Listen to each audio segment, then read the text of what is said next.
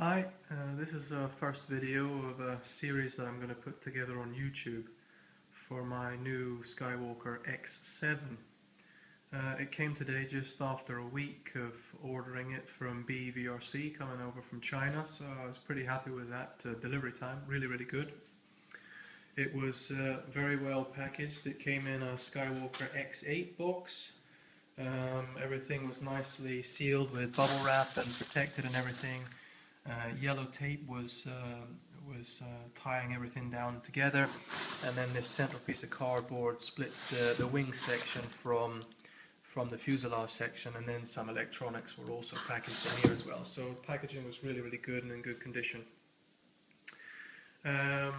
Starting with the wings, they're exactly the same wings as the X8, as I understand.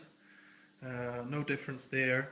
But with the exception of, instead of you having those wooden, let's say, couplings with just a screw at the top, what we have now is we have these two pieces of orange plastic, these connectors here. And they split into two parts. They're formed for, I think this is the right hand side one here, slightly profiled for the front leading edge of the wing.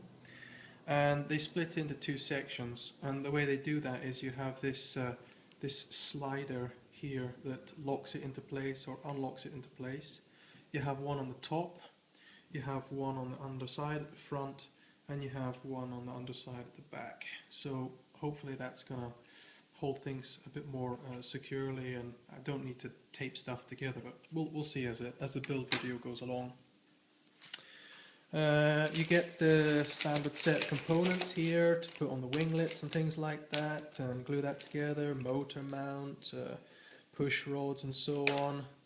There are two tubes of glue, some servo extensions. I'm not sure what these are for, I'll have to figure that out later. Got a bag of control horns and some screws and so on, and then you've got these new pieces here, these fasteners, and I believe what these are for holding down the top, holding down the front canopy, and holding down this one as well. So I think a lot of the videos I've seen with the X8, people were taping these down just to make sure they stayed, and I think they've solved that now with the X7 design and putting these spring-loaded catches.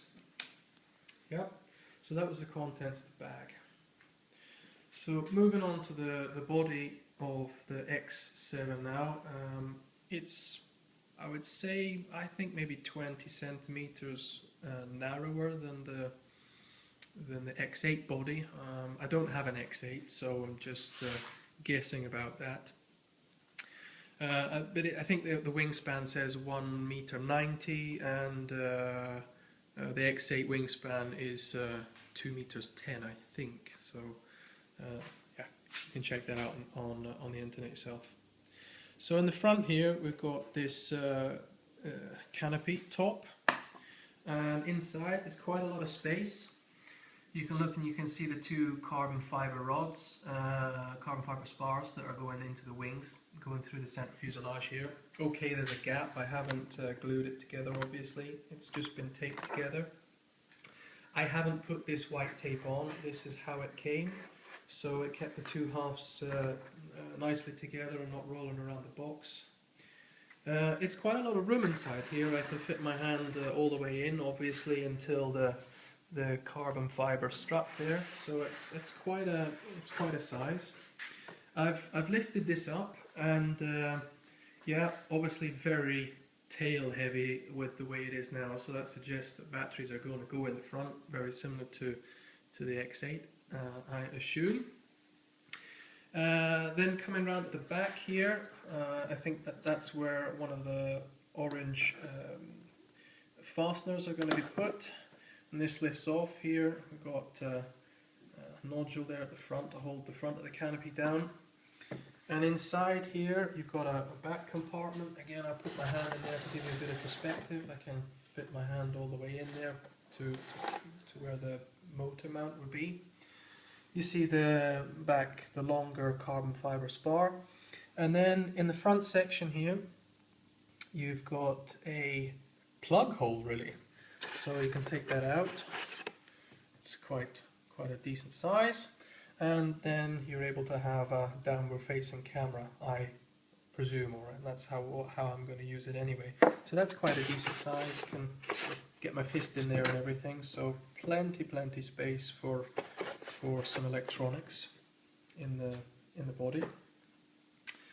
We go around the back, and we have an oval shape here for where the motor mount obviously is going to go. And I will try and turn it over without throwing everything on the floor. Hang on a second. Put that over there. Just pull the wings off. I just did this temporary so that you can see what the whole thing looks like. So flip it over here, and then we can see the underside of what the X7 looks like. So at the front here you've got some kind of round part. I don't know what you would want to mount there or do with that. I'm not really sure. Haven't really thought so much about how I'm going to mount things just now. Here, instead of having the 3 holes, I think it was, on the underside of the X8, you've got this raised out bit, and you can really grab a hold of it. So I think that that's probably going to be the handhold to be able to launch it. There are a slight indentation here, and it feels quite good to hold it. I think that's going to be how I'm going to launch it. Then you have the hole for the downward facing camera, so that will just plug up with this one, like so, keep it flush. Maybe you have to put some tape or something like that just to keep it down if I'm not going to put some camera. Then you have this square section on the underside. Not really sure what that's for. No suggestion of any recess or anything in there to suggest that could be another place to mount a camera. I wouldn't assume so. And then you've got this raised section towards the back, so I think that means going to be some good clearance when you're coming into land. We can have a look at it from this perspective, so that's probably going to be very good in protecting where the camera is. I don't think any tall grass or anything like that's going to get close, or anything like barley stalks or something.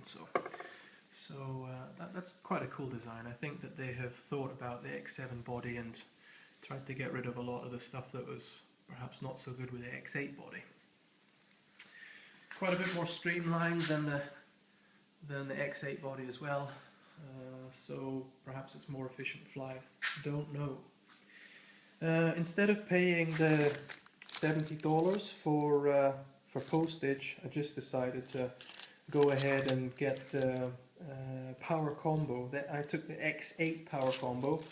It did suggest that you could use the Skywalker 1680, 1900 power combo and run on the 3S, but I want to have a little bit more power, so I just decided to get this. It was much better paying for this than paying and getting free shipping than just paying for shipping. So there's a 70 amp ESC from a brushless ESC from BEVRC.